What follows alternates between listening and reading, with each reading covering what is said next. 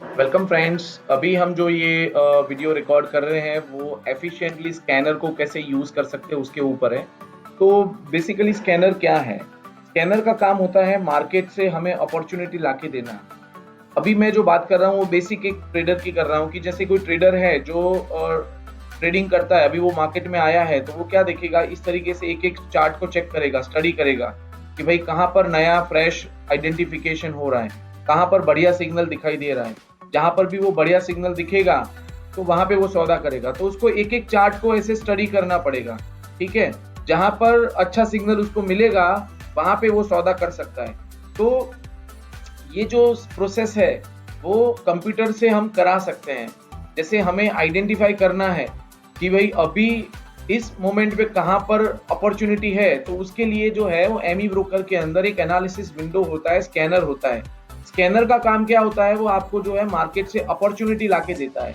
अभी जैसे मैं ये कर रहा हूँ तो मुझे अभी तक कोई नया अपॉर्चुनिटी नहीं दिखा। ऑलरेडी जो सौदे पहले से चल रहे हैं वो सारे सौदे हमें यहाँ पे दिखाई दे रहे हैं। अभी मैं ये क्या कर रहा हूँ आप समझिए। मैं ये कर रहा हूँ कि मुझे एनालिसिस विंडो के अंदर गया।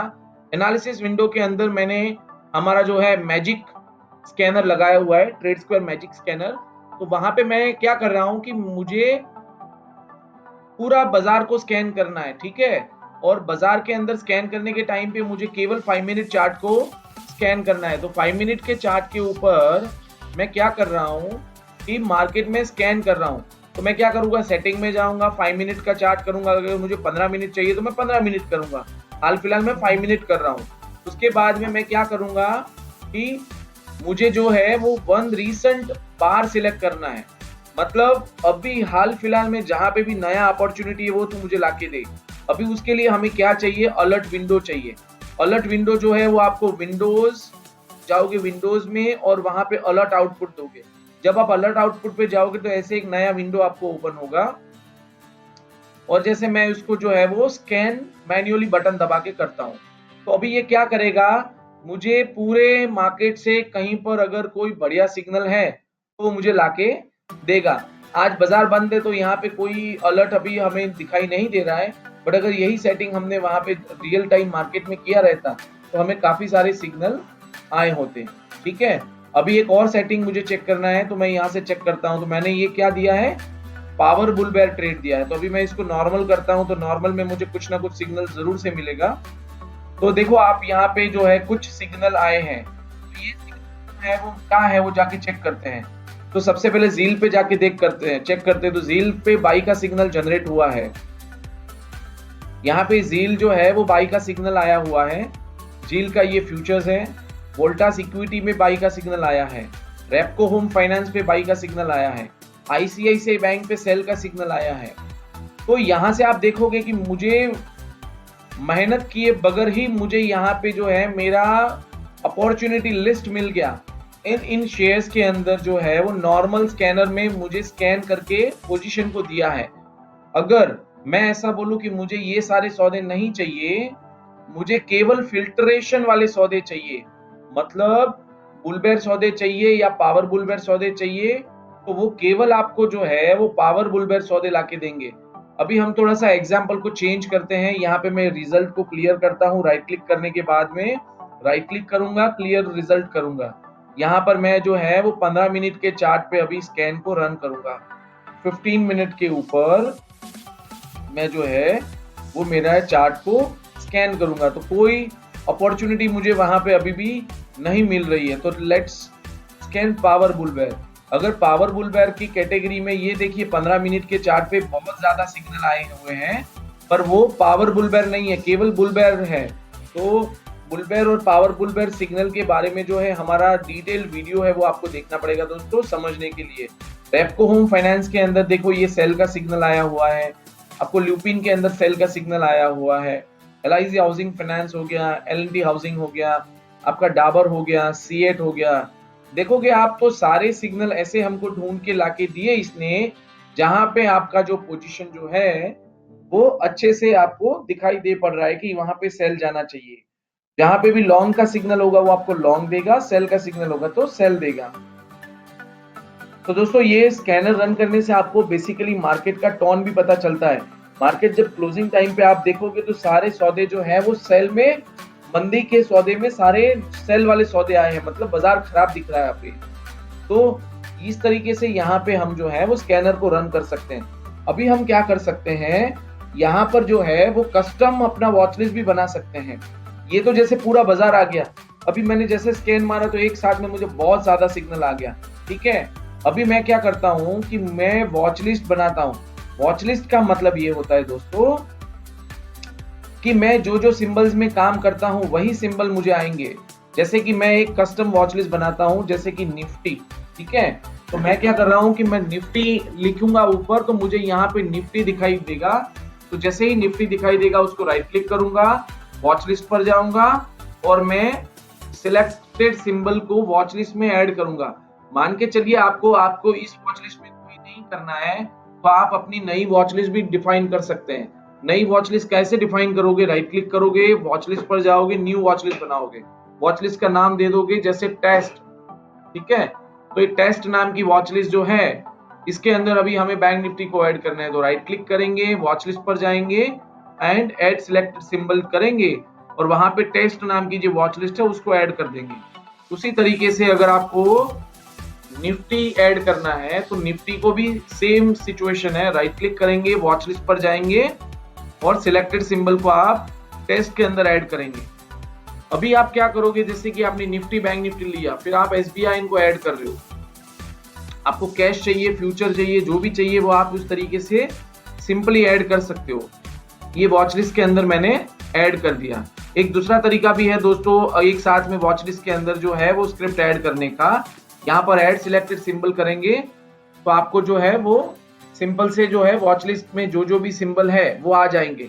यहाँ पर हम टाइपिंग सिंबल्स करेंगे और ऐसे लिखेंगे कि ACC EQ, आप लिखेंगे TCS EQ, ठीक है। आप लिखेंगे इन्फी EQ और आपको जैसे कि आपको गोल्ड चाहिए तो आप लिखोगे GOLD गोल्ड।